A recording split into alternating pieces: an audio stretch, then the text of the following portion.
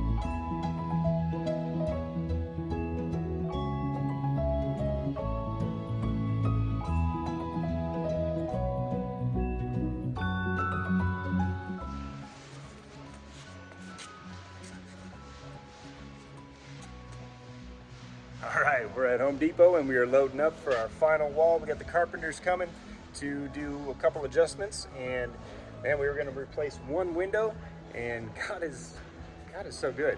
There's one window in stock here that we were able to pick up so that they could replace that one last window. There's one that's damaged, so they're just going to swap it right out. It's good stuff, right, bud? Yeah.